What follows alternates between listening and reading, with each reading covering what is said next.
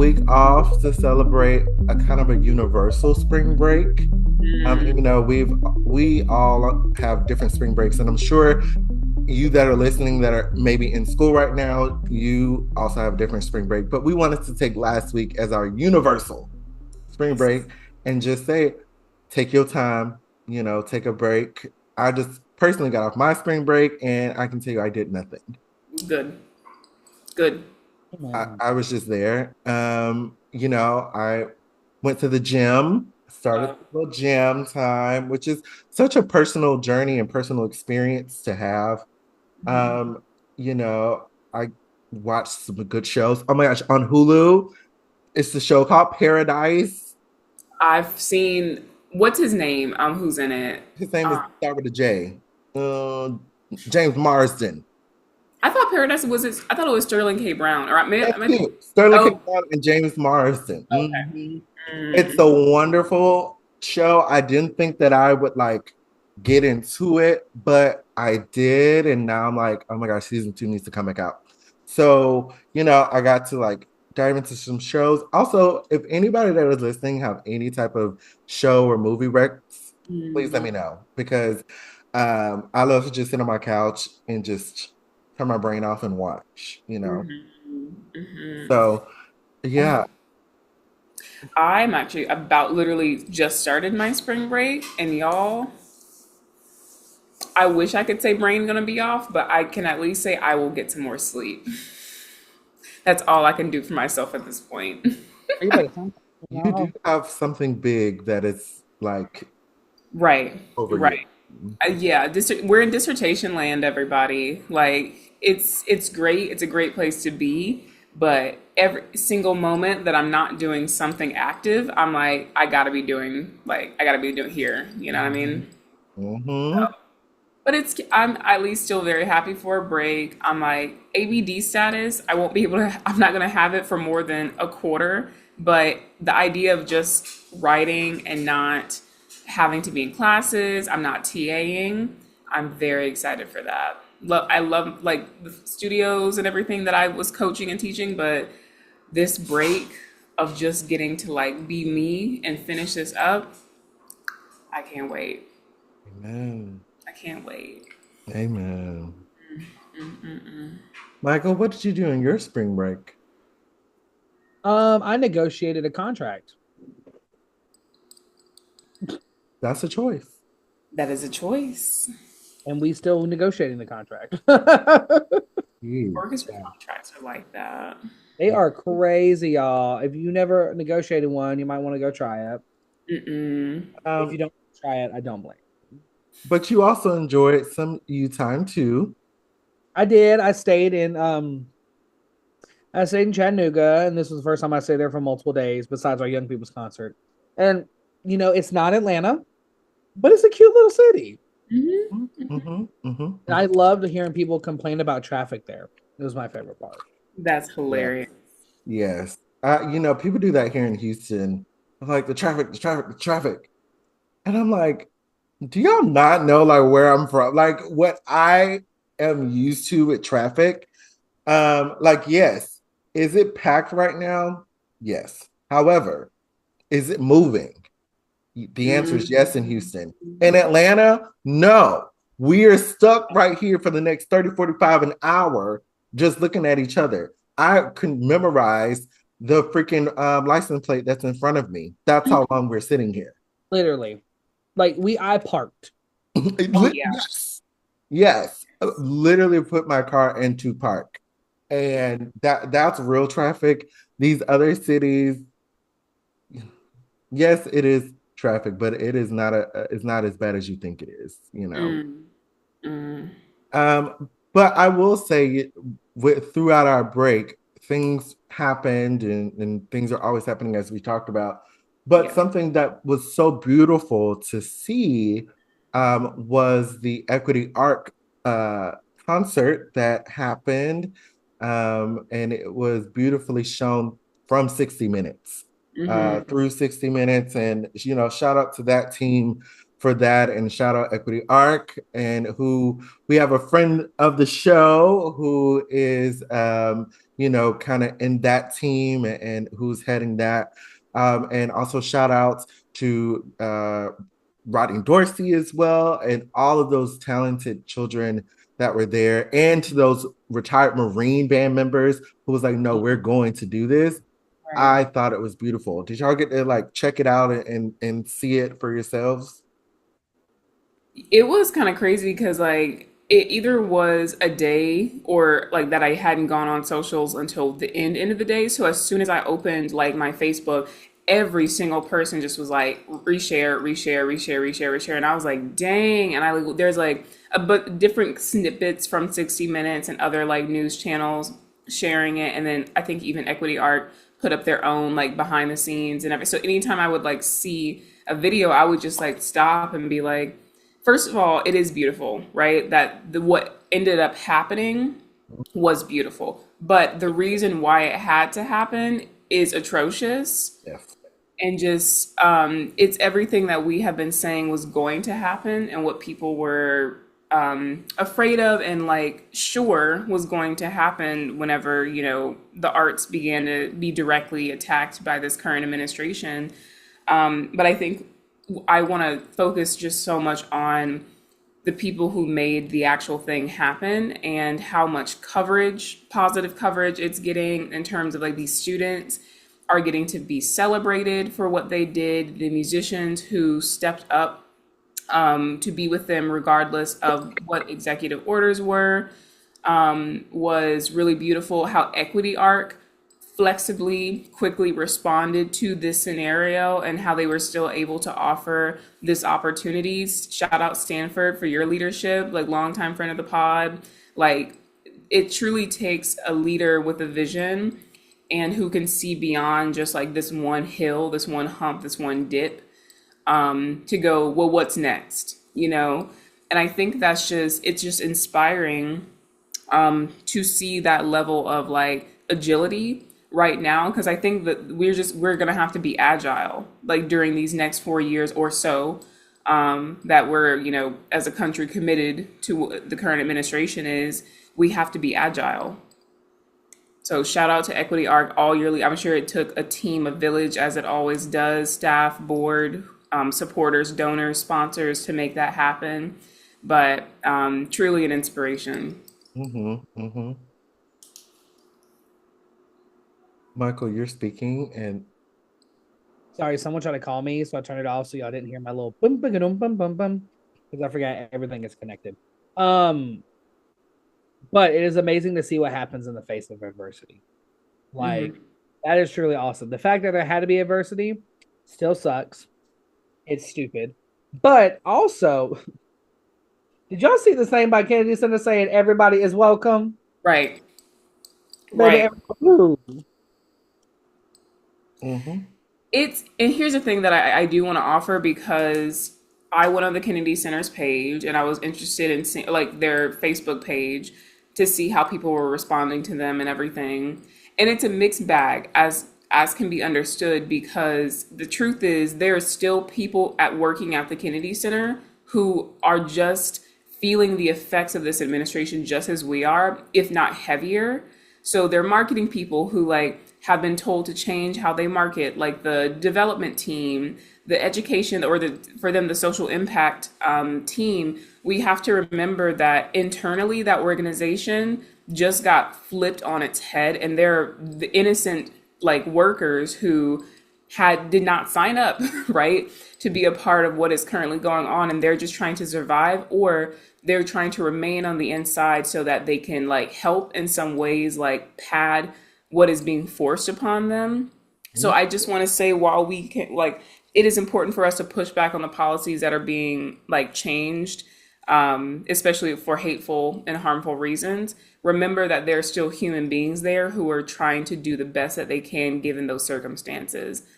So Kennedy Center employees and, y'all who are fighting the good fight from the inside, we're with you. We know how hard that is. The nuances of what's going on, I can't even begin to imagine the decisions y'all have to make on a daily, hourly basis. So we're with you.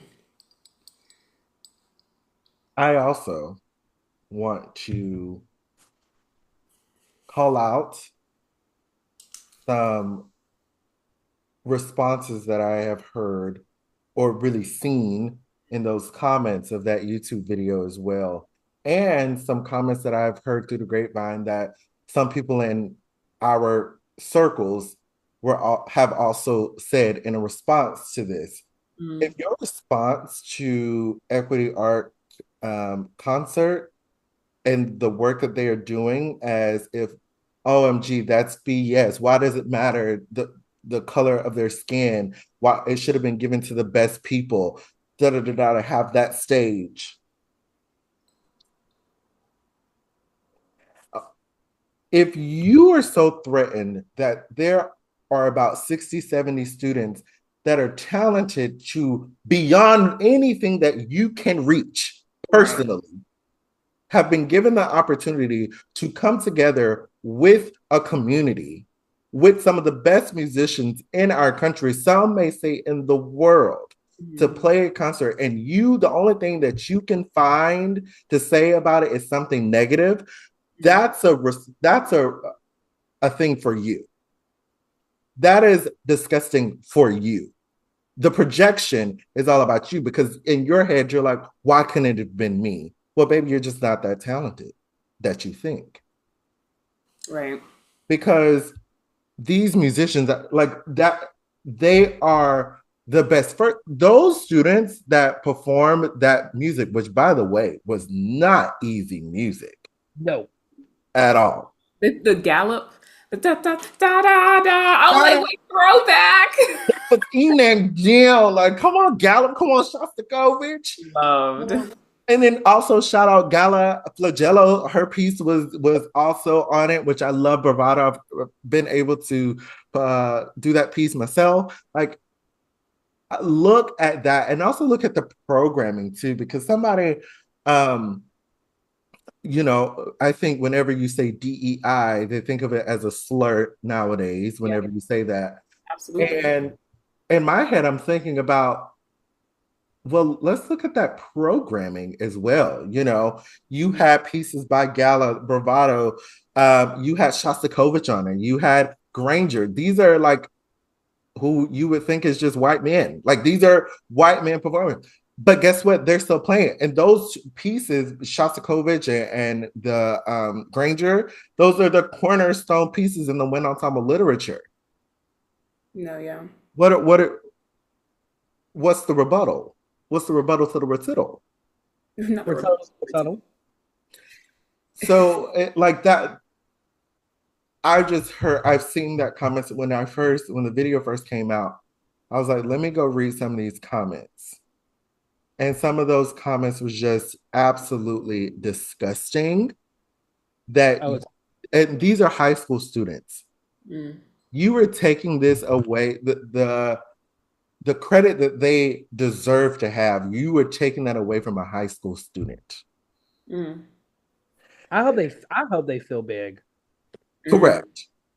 Well, I actually hope they feel small because my thing is what I really need us to all understand is DEI is about ensuring talent isn't excluded because of racism, because of sexism, because of all the isms, not the other way around. DEI is not something that we are saying, oh my gosh, we're just going to put anybody and everybody up there. No, it is because before these policies, Mhm. it was blatant that certain people would not get to certain places because they are Black, they're Asian, they are Latino, they are all the things, they're women.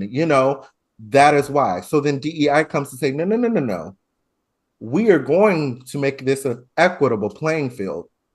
So yes, we are going to make it look how America looks with the best people to also fit within this. That is what these people are missing. I just don't think they want to get it. Well, obviously not because you go on the internet and look up youth ensembles, youth orchestras, and you can see Carnegie Hall's NYO. You can see all the summer music programs like the Brevard, Tanglewood, etc. And what they in those comments are saying, this they're taking away opportunities. It should just be the best students. Listen, there's so many training programs, development programs for students that don't have any like where they're not based on anything besides the merit. You come in, you play. They don't do any extra who, what. The thing that Equity Art and other programs like NYO2 are in response for of is the fact that with those traditional training programs for youth, there often is a level of exclusion for groups who come from disenfranchised backgrounds. So these programs are a response. So this other students who you're worried about aren't getting their time at Carnegie Hall and all that. They are. This is making more room because there is more space. There is more resources for students who don't have the resources to have private lessons every year and all these other things. But this is to give them an opportunity to put them on a level playing field with students who do have the resources and the support to get there without anything else. So that, yes, Michael, exactly. We just like they don't want to care. They don't care to go look up. Cause like, if I would have saw something, I'm like, oh, well, I wonder if other students get that. A 2-second Google search would have showed you these programs have existed forever for those other students as well. This is not about taking opportunities away from students. It is about offering more opportunities for students. It aggravates me. Oh, it's so aggravating. It's like they want to be angry. They want to be Yeah. angry at something.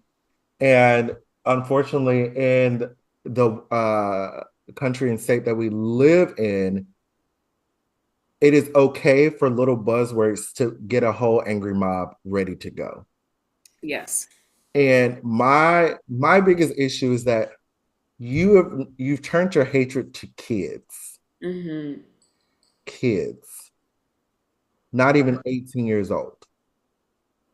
It's crazy. They can't even fight for the country. And you're sitting here spewing vile information, vile words, nasty language in somebody's comment section because you want to be angry at something that you don't even know two things about. Mm. Hell, you even know one thing about it. You barely know, you don't even know the name. You don't even know the Right. name of the organization. Mm. But because you heard those little key little letters, phrases, words, you want to go all and have a little riot. Yeah, this is America. Mm. Y'all are allergic to learning. It has to be that. It just has to be it. It has to be tiring, actually. I said this before, but it must be so tiring to want to be oppressed so badly. So badly. Because now every single time it's like, well, what about us? What about the rest of people? What about, well, you know what? You feel that way. I want you to feel like you're so oppressed. I want you to feel like the world is against you. And can we also just talk about segregation? Oh, Because it looks like it might be coming back. oh, child. A recession, segregation. We're just stepping Yes, way back in the 20th century right now. yes, yes. It's a lot. Because the good old president of the United States signed a bill or executive order, basically just taking away the language that says segregation is illegal. He is taking that language away because it falls under that DEI. Well, to him, it falls under that.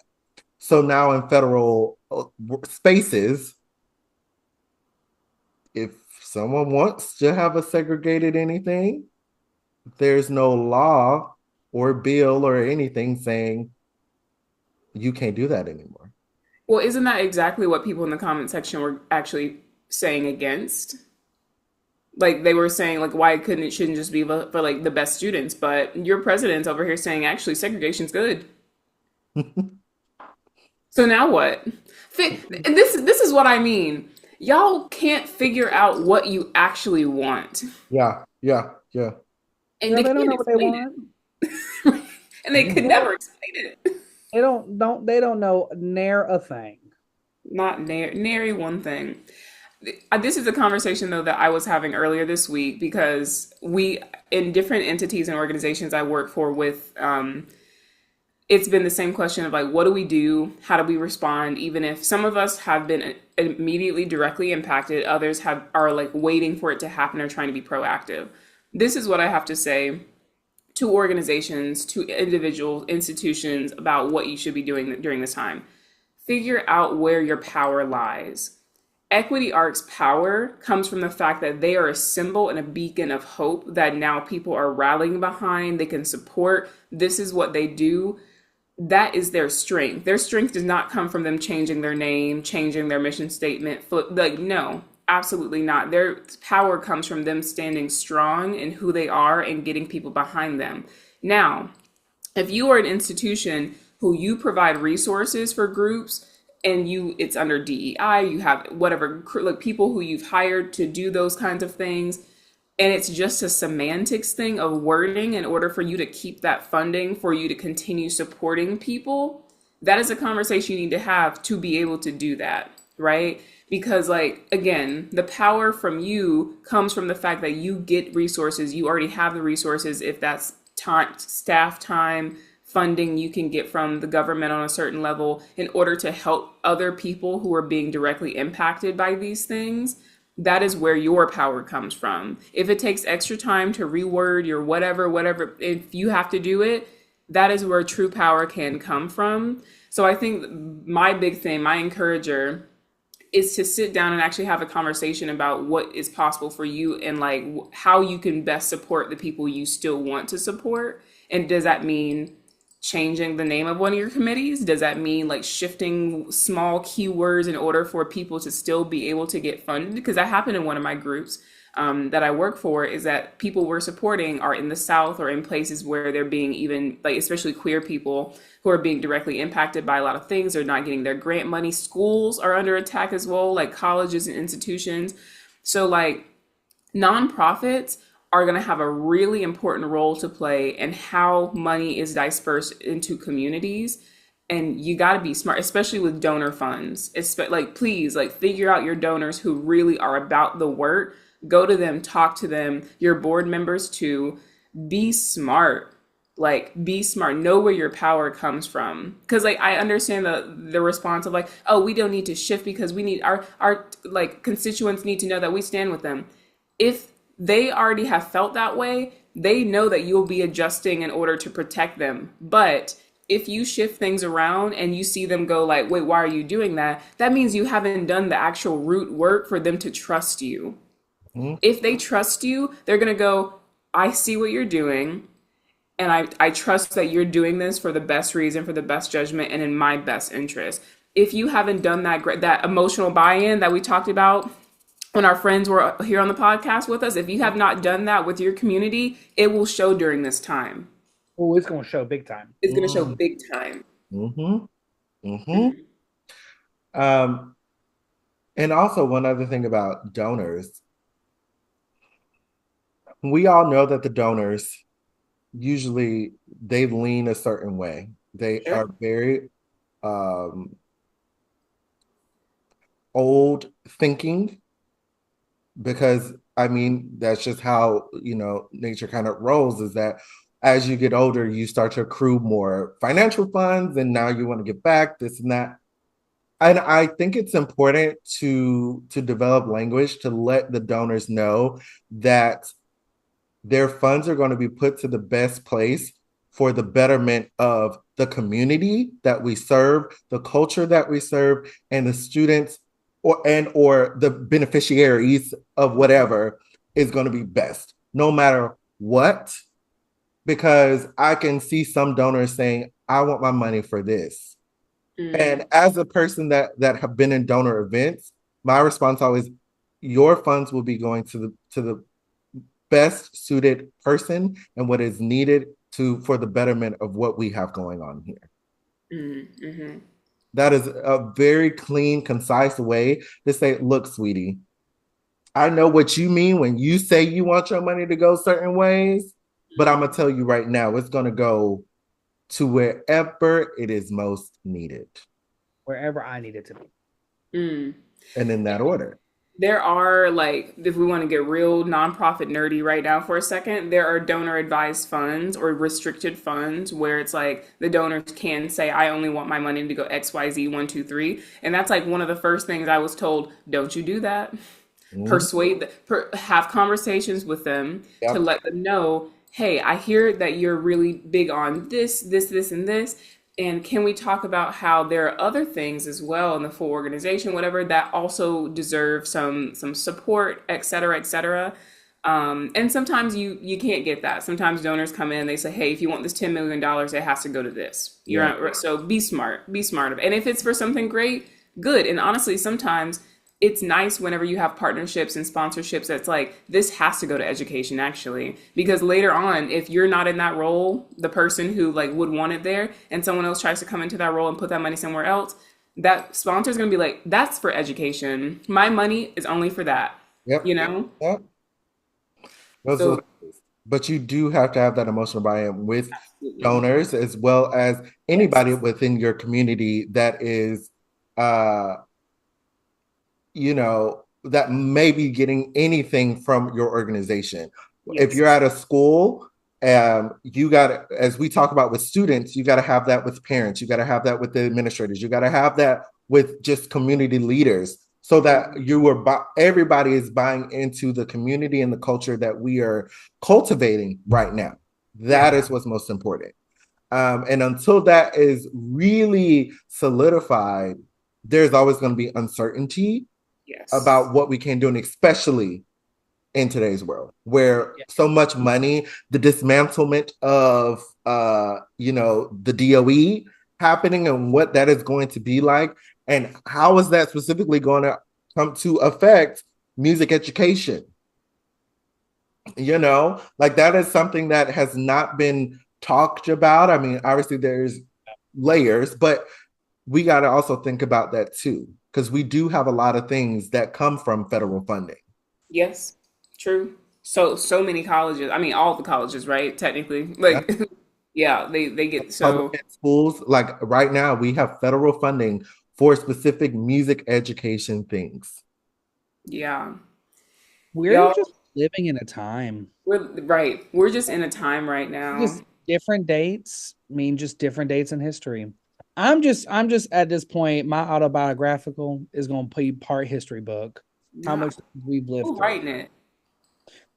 Me, Because you said auto, and I was like, autobiographical. And it's gonna have all them typos too, so you know it's written by me. hey, and Authentic. The that's whole thing's gonna be every chapter is gonna be one run-on sentence. dang. That sounds like Michael. Because that is me. That's a kind of cute formatting idea. Right? It It's really, just like the inner monologue just straight out. I hope it's not handwritten. Ooh, Y'all know I can't do that. What if for real gonna do is I'm gonna get like a little dictaphone. Chapter one. Mm. hate that. And the thing is, Michael could really talk the whole time and write a whole. I could yo. That's how if I could have someone just like transcribe my dictaphone, I could have a dissertation tomorrow. Give me Crazy. 5 hours. Give me 5 hours and me talking. I got you. Now you make me write it. I'll be like, Here's one word that sums up this entire dissertation. it'd be like, use more air. Period. Ooh, Girl, boom. I Squeeze mean, your lip. simple, short and simple. love. Well, y'all, it is a time we are living in, but just community, community, community. I can't emphasize it enough. Like for your own personal needs, but also for like pushing back against what's happening. Like learn what's going on in your local communities, learn how you can support, just be in support of people who are being directly impacted and like maybe about to be directly impacted by all of this. Mhm. And it's not going to last forever. We know how history goes. This is a moment of time. Just make sure that when we're on the other side of this, that you can feel like I did something during this. I And was a part of making it better. can we just remember, if we don't do nothing, history will repeat itself. I'm pretty sure I speak for everybody. We ain't trying to let no history repeat itself. So just remember that. Continue to support your organizations that represent who you are and how you feel about the world and how you want the world to be. That's it. We hope you enjoyed this episode. Let us know what you think down below. Message us. Talk to us. We'd love to hear about it. All right. See ya next week. Bye.